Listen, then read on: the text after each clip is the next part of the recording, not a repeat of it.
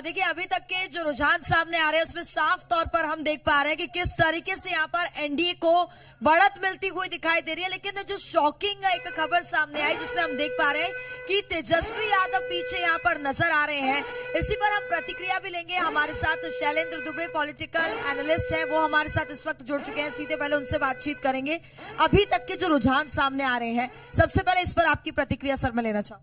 देखिए, ये इसलिए स्पष्ट था क्योंकि इस बारी जो एसआईआर हुआ बिहार में, उसमें तमाम विपक्षी दलों की जो प्रतिक्रिया थी, जिस तरह की छटपटाहट थी, जबकि ऑन द ग्राउंड ये था कि होता क्या है कि आप जिस मोहल्ले में भी आप रहते हैं, मान लीजिए आपका वोट इंटैक्ट है और टेलीविजन स्क्रीन पर इस बात की चर्चा हो रही है कि नहीं जी वोट चोरी हो रहे हैं, वोट कट रहे हैं, वोट कट रहे हैं, जबकि ग्राउंड रियलिटी ये थी कि लोग पड़ोस के कोई भी ये नहीं कह रहा था कि हमारा वोट जो है मतलब एब्सेंट हो रहा है जो है।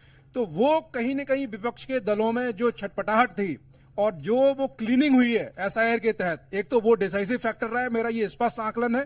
दूसरा, जो सबसे बड़ा राजनीतिक परिवार बिहार के अंदर जिसने लगभग जो है 20 साल से अधिक जो रूल किया है बिहार के अंदर, लालू प्रसाद परिवार की मैं बात कर रहा हूं, उस परिवार के अंदर जो इंटरनल कॉन्फ्लिक्ट था, तो लोग ये समझ रहे थे, आकलन कर रहे थे कि भाई जब आप अपने परिवार में महत्वाकांक्षा या अन्य कारणों की वजह से जब आपके यहाँ सामंजस्य नहीं है, आप प्रदेश की व्यवस्था कैसे जो है सामंजस्य के साथ चलाएंगे जो है। एक ये भी दूसरा बड़ा फैक्टर रहा। तीसरा, जो आपका डिलीवरी थी, मेरा ये स्पष्ट आकलन है, पिछले 2 दशकों में तमाम राज्यों में जो सरकारें बन रही हैं वो क्लियर मैंडेट के साथ बन रही हैं। हंग असेंबली कहीं पर भी क्रिएट नहीं हो रही है। तो हर प्रदेश के लोग और जो स्पेशली जो जागरूक मतदाता, अभी बिहार में लगभग 7.5 करोड़ मतदाता है, उसमें से 35 लाख जो नया मतदाता है।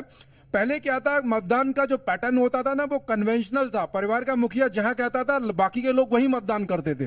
लेकिन आज बदली हुई परिस्थिति में देश के अंदर युवा स्वयं निर्णय लेता है, हमारी माताएं बहनें स्वयं निर्णय लेती हैं, परिवार का मुखिया यानी एक परिवार में आप ये देख सकते हैं कि अगर 4 मेंबर हैं तो हो सकता है कि 4 अलग अलग दिशा में वोट कर रहे हो।